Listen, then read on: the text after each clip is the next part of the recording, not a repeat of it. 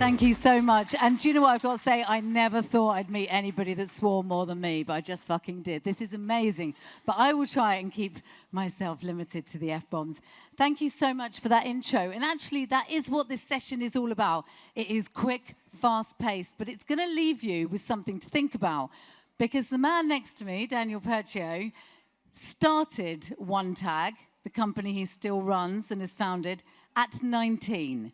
Now let that digest, and just for 3 seconds, think back to you at 19 and just imagine setting up a company. So I couldn't think of a better person to have next to me to kind of talk about breaking through barriers, being brave enough to lead from any age. So Daniel, I've got to ask you first, how did it happen and kind of what was your journey and what the hell made you think I can do this at 19? Thank you, Julia. So first of all, it actually started before that. So in my teens, I would look at the internet with fascination, and it led me to bring up my own website, understanding the dynamics of the internet. And I soon realized that getting my hands dirty with all this meant I could actually do something different. The angle I had was also coding. So I looked at the internet from a coding perspective and how technology could change the way things were done at the time. This was 2011. And so I started by building my ad server for display and video optimization, and I led this into becoming my ad network in Italy. So that was the start. Yeah. I mean, it's incredible. First, it's still incredible, mind-blowing. So how did it actually, the backstory, though, for the vision for OneTag, and I suppose, was that start, that ad coding and ad serving, was that the backstory to OneTag? And how did it evolve? Well, I'd say two things, and that leads also into leadership, if you want, right? I mean, getting your hands dirty, first of all, is so important. And I started by managing campaigns, by optimizing them, by looking at sites like inclusion lists. And so my coding skills applied to that meant we could automate all this, right? So the backstory to OneTag today was this unbalanced manual operation work with technology. And the unbalance we saw as well was between supply and demand. There was so much unbalance. So you had the DSP that was so clever, and SSPs that were just passing on supply. So for us, we had this opportunity to change that. And before this had even a name, now it has a smart name, which is curation, right? But at the time, it was really innovation. And so the backstory starts with P&G Italy and then Sue allowing us to replace all their operational footprint that was audience size at the time, and building that into an intelligent pipe that could optimize right for them. Yeah, and that was 22. So you come to life, like your face comes to life when you talk about, I'm going to take the piss here, but coding, etc. Would you say that for people who want to leap and who want to set up their company, that it should be about something they're passionate and good at? Or totally. What matters? Totally that. I mean, passion has driven me over all these years, right? I mean, it's so important to like what you do. If you have fun working, that means you're not working one day in your life. And that's what it is every day for me. At least finding that fun element in work is so important, right? And so yes, in that case, leading and being able to build product, understanding the dynamics of that, and then how to sell that is so important.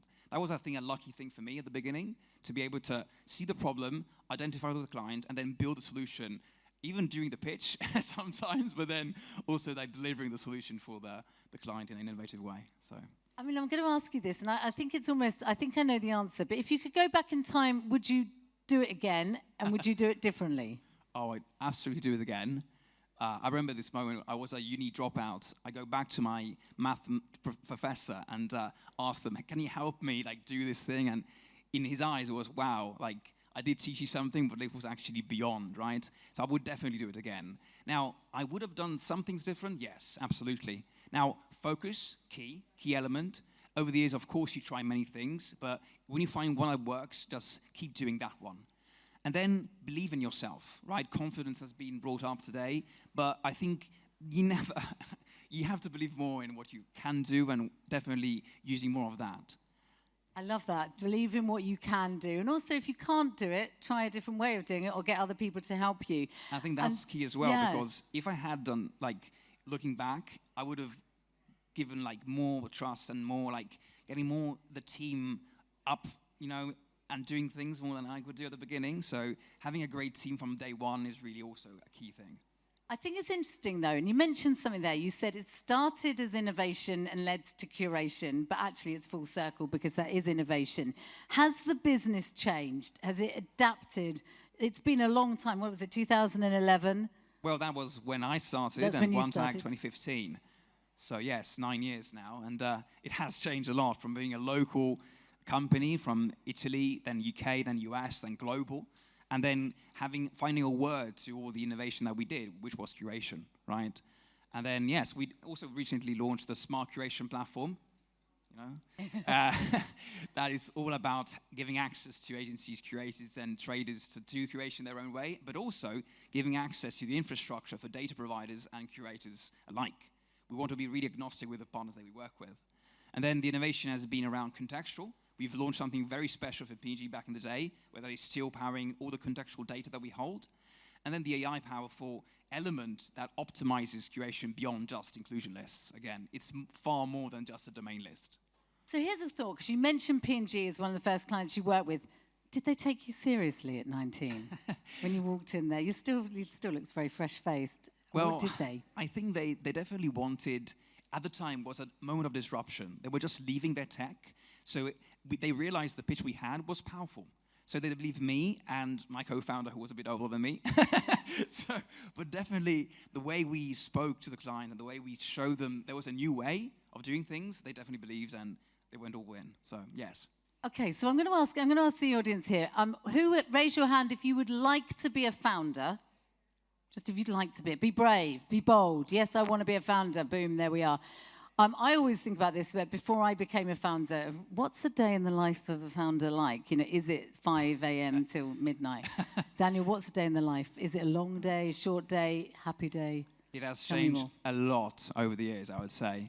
Well, early it was all day, if you want, right? When you have fun with what you do, you really have no time limit sometimes. So it's your friends and family that says, hey, slow down there, right? Today's changed from going from founder-led to being CEO of a larger organization. And so it's really empowering the team to do more together and having like close loop with our leadership team to really bring innovation further. So that's most of what I do today, and entertaining very interesting conversations with a wider audience and wider market on strategic angle, and like also comparing with other founders, like what are you guys doing? What are you guys seeing as innovation for you as well? And then never stop learning from other people. Absolutely, every day. So here's the thought, because when I ask that question about do you want to be a founder, and I always see some trepidation when I ask that, and I think then my question to you is, what do you think is holding people back from going, I'm going to lead? Well, yeah, I mean, it is a big leap, right? You need to really make sure and to be sure that what you have is the right mindset, and also be very resilient. Like, you can't give up, right? You can, of course, but there's nothing against that, but you really need to know that you can make this work. And so forgetting about the fear you will have inside to like say, if there's a comfort zone, so you need to leave the comfort zone for sure. And exactly, it's saying F you to failure and really embracing that. Failure is what actually helps us learn. Yes. If there's new and young leaders here in the audience, do they need a different toolkit or the same toolkit? You know, you mentioned... But definitely product, tech, and sales are so key. You have to have some of these three to make sure your business can succeed.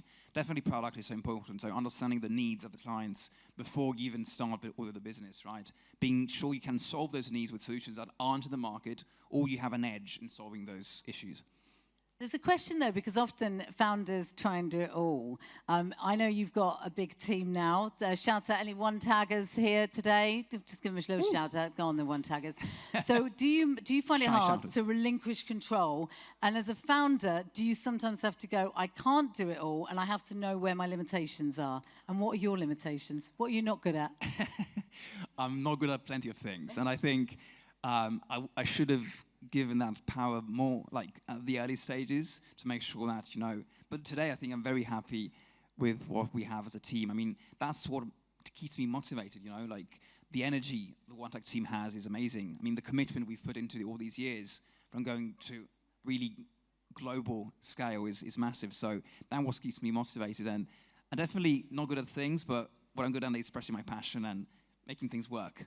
I mean, you say there the energy and it keeps you motivated, but as a founder, you often find yourself with a lot of weight on your shoulders. You do have How that. do you deal with the tough days? Oh, oh my. So a good swim, relaxing swim and energizing, that's good for your mind and your soul. But then also balance between the fun part of work and the one that you don't like. That's also so important. So my solution here is really balancing that. So I know what I like doing and what I don't like. And so always keeping that balance is so important to avoid having those rainy days. So I've got 2 questions left because I'm aware of time. We've talked about, obviously, Daniel started his career and founded his company at 19.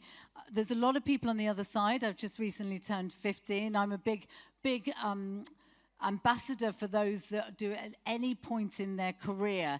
Is there anything is it any age? Can you break the barriers of becoming a founder at any age? Is there anything that would make somebody hold back, should they hold back?